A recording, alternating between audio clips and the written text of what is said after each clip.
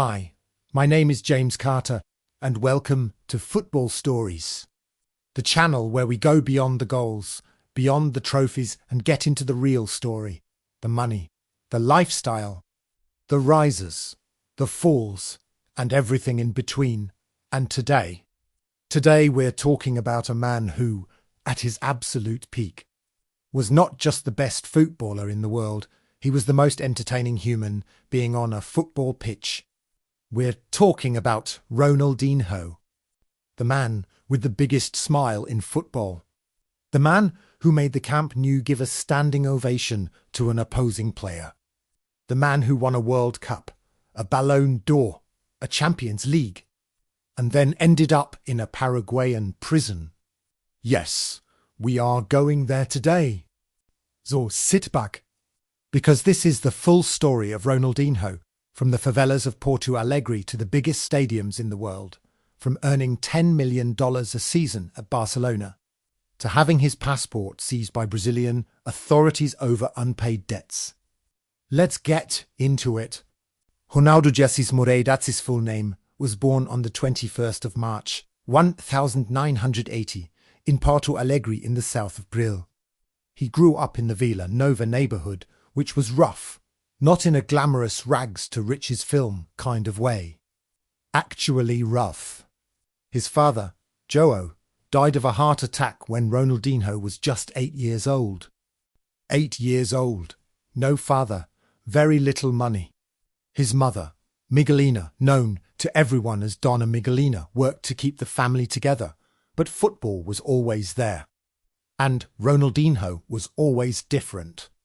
He joined the youth academy at Grêmio Football Club, one of Brazil's biggest clubs, and the coaches immediately knew they had someone special. He was scoring 23 goals in a single match at youth level. He had skill, flair, and an unshakable joy when playing. When Ronaldinho signed his first professional contract with Grêmio in 1998, he wasn't making millions. He was on a modest youth salary, earning around $5,000 to $8,000 a month. For a kid from a poor neighbourhood in Porto Alegre, that was life-changing money. But it was nothing compared to what was coming. He made 52 appearances for Grêmio's senior team, scoring 21 goals. Scouts from Europe were watching. And in 2001, Paris Saint-Germain came calling. In 2001, Ronaldinho moved to Paris Saint-Germain in France. He was 20 years old, and the salary jump was real. He was now earning around $2 to $3 million a year. Still not elite money by European standards at the time. But for a 20-year-old Brazilian kid, this was a different world entirely. But here's the thing, Ronaldinho's big moment wasn't going to come in Paris. It was going to come in Japan and South Korea, because 2002 was a World Cup year. Brazilians Ronaldo, Rivaldo, Cafu, Roberto Carlos. And then this 21-year-old with a grin and rubber legs, Ronaldinho. The moment the whole world found out who he was came in a quarter-final match against England. England were leading 1-0. Ronaldinho received the ball around 40 yards from goal and floated a free kick right over. David Seaman's head Brazil won that game 2-1. Then they went on to win the whole tournament. Ronaldinho at 21 years old, the World Cup winner. And with that World Cup win came commercial opportunities. Nike were already watching. Brands were circling.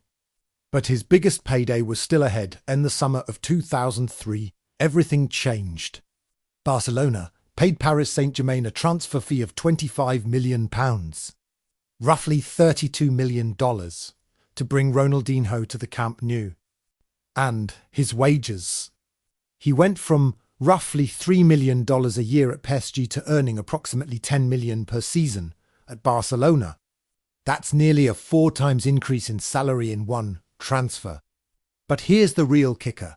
By 2006, Ronaldinho's endorsement income alone exceeded his club's salary. In 2006, Ronaldinho earned $20 million just from endorsements. Nike, Coca-Cola, AS Sports. He appeared on the cover of FIFA games 5 times.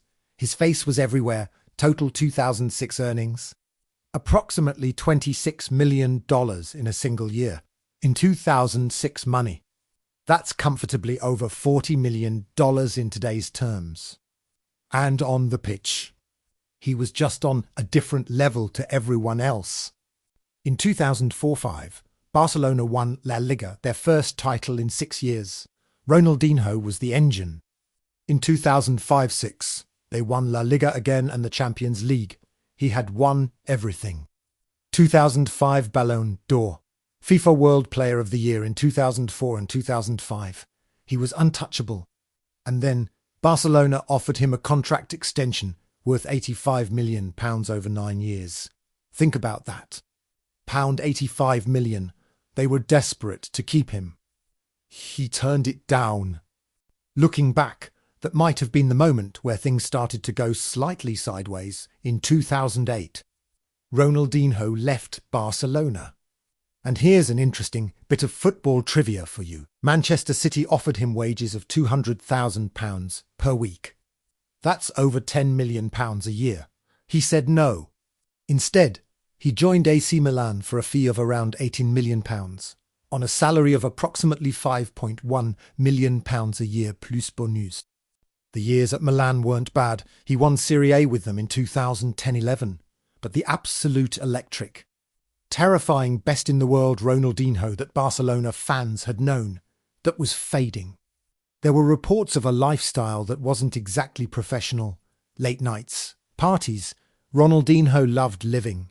Some players eat and sleep football. Ronaldinho ate life. And then came the Coca-Cola incident. In 2014, Coca-Cola had a sponsorship deal with Ronaldinho worth $700,000 a year. A nice little earner on top of everything else. But at his unveiling at Atlético Mineiro, one of his Brazilian clubs, he sat at a press conference and was photographed drinking a can of Pepsi. Coca-Cola dropped him immediately. $700,000 a year. Gone. It sounds funny. And it is. But it's also a lesson about how quickly money can disappear when you're not paying attention. In 2011, Ronaldinho returned to Brazil to play for Flamengo, one of the country's most iconic clubs.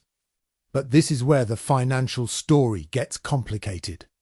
His salary at Flamengo was reportedly around £100,000 per week. Good money. But the club fell behind on payments.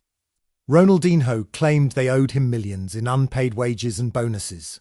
He eventually cancelled the contract. He then moved to Atlético Mineiro, where he actually had a great season in 2013, winning the Copa Libertadores, the Brazilian Champions League. He won that trophy at 32 years old.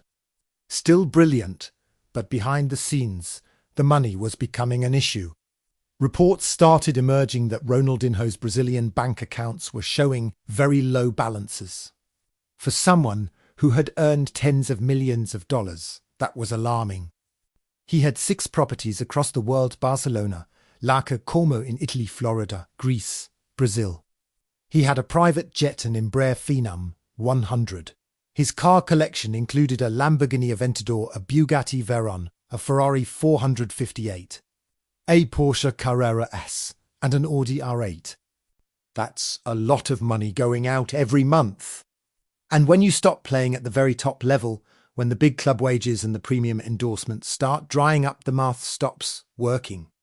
He retired from professional football in 2018, and that's when things got really serious.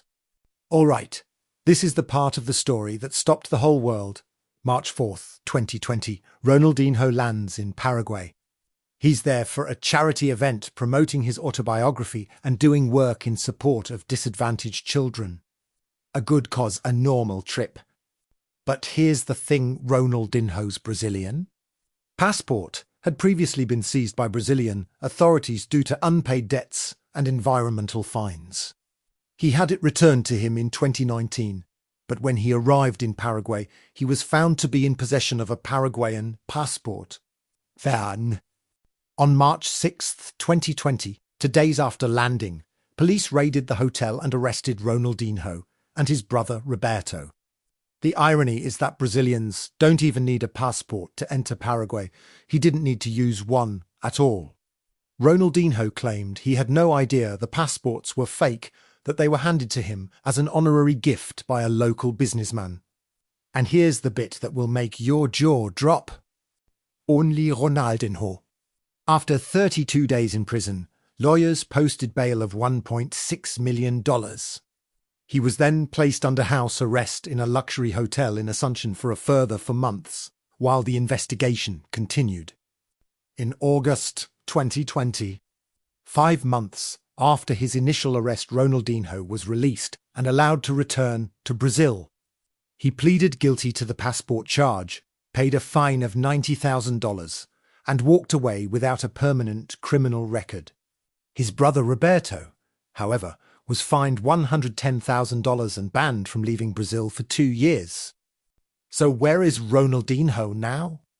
And what's the financial picture look like? Well, despite everything, he's actually doing well. He's back in Brazil, living his life. He travels the world doing paid appearances, endorsements, and charity events. He reportedly charges over $250,000 for a single personal appearance or social media post. He has over 100 million followers across his social media channels combined. That's a business in itself. He's a football ambassador. He plays in exhibition matches. He partners with brands, and the Ronaldinho name still carries enormous global weight. Now, the net worth question, because that's what you're all here for. Over his career, Ronaldinho earned approximately $32 million in verified club salaries. That's the conservative documented figure. But his total earnings, including endorsements, bonuses, image rights, and commercial deals, are estimated to be well over $100 million. His estimated net worth today is approximately $90 million, though some estimates go as high as $120 million. There have been periods where that figure was much lower. The passport drama, the legal fees, the lifestyle expenses, the unpaid Flamengo money. But Ronaldinho has bounced back, because the smile never really went away. Ronaldinho's story is one of the most complete football stories you'll ever hear. From nothing to the absolute summit of world football. From earning $5,000 a month at Grêmio to banking $26 million in a single year. From the Champions League to a prison cell in Paraguay. He made over $100 million in his career. He spent a lot of it. He got into legal trouble. He lost some endorsements. He did time. But ask any footballer, any fan, who was the most purely joyful player they ever watched. And 9 times out of 10, the answer is the same. If you enjoyed this episode, smash that like button, subscribe to Football Stories, and drop in the comments who you want us to cover next. I'm James Carter. See you in the next one.